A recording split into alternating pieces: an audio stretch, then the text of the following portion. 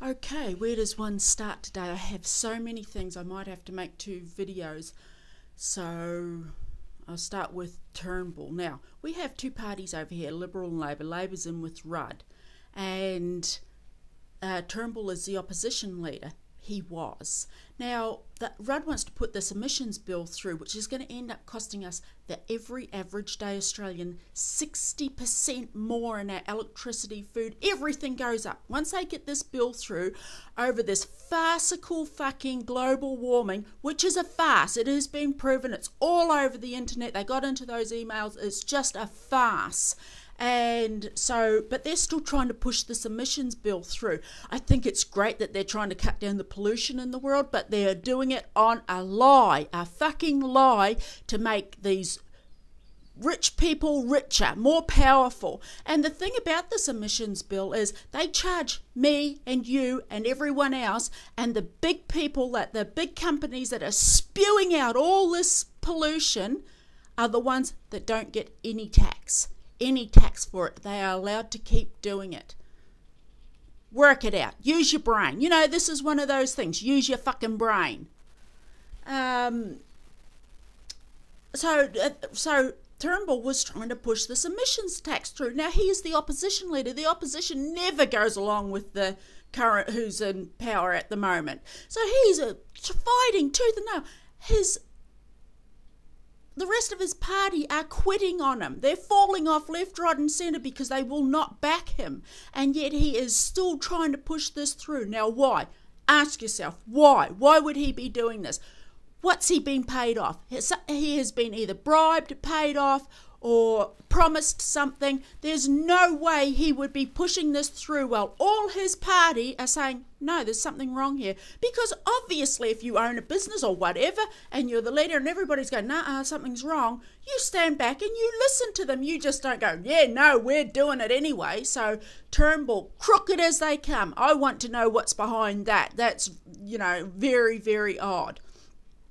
Just while I'm on Turnbull and the president and stuff like that, Rudd's over there now talking to Obama.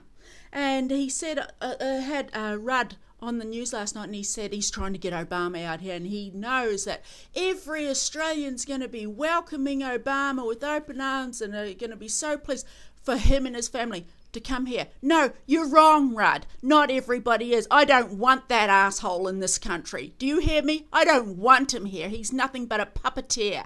He is nothing but a oligarch. He's sold out his country. That's what he did, and every American knows it, and stop trying to push that shit down our throat.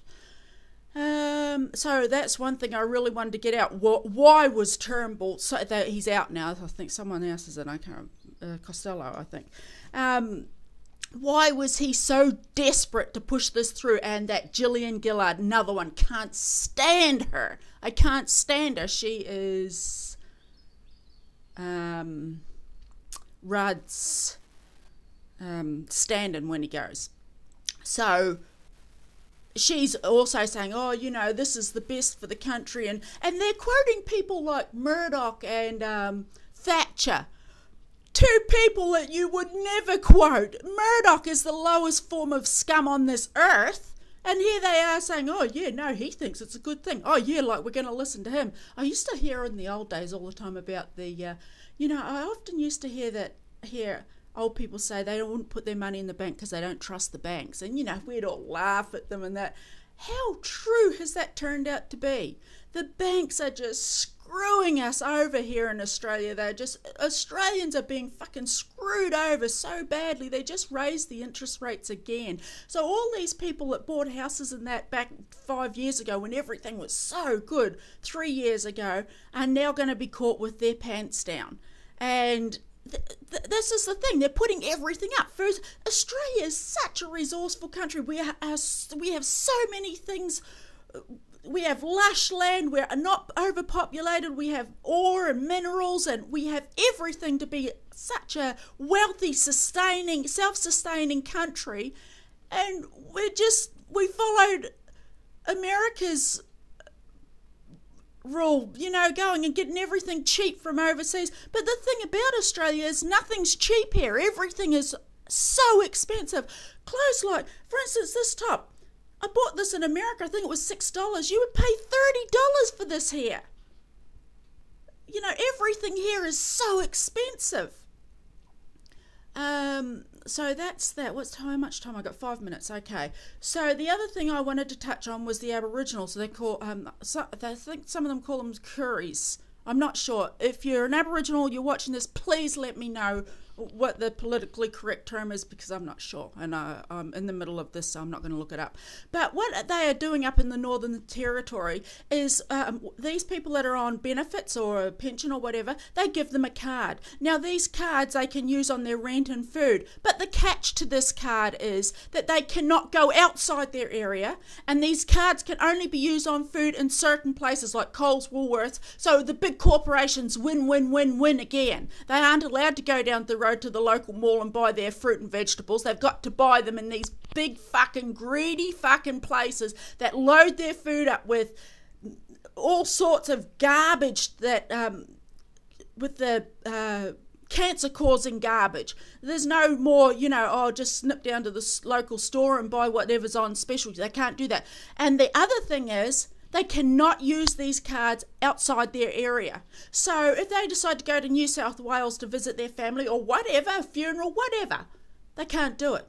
They've made it so that, and for those of you who are sitting there saying, oh, well, that can only be a good thing, that isn't a good thing, because, buddy, one day you're going to be on a pension, or you might be out of work, and you're going to be limited, very limited. And what they're doing is they're segregating them. They're keeping them, make sure that that lot stay in that area, and they can't move outside that area.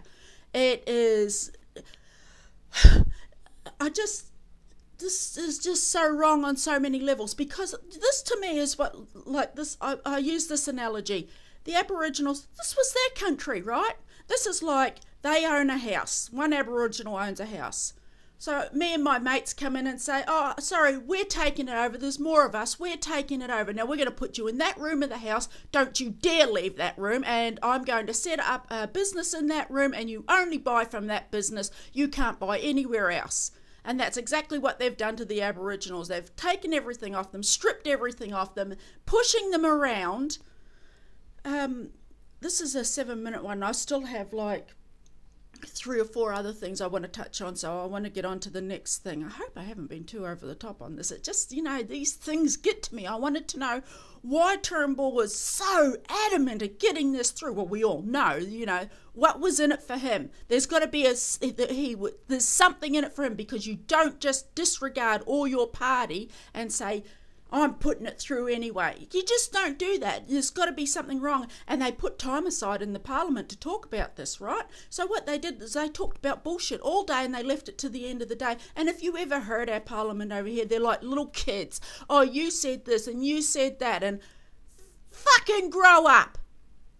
For God's sake, you're running our country and you're in there talking like little kids. I'm going to stop this one now, because there's other things I want to get onto, and I'm not going to have enough time in this one. So, second one coming shortly.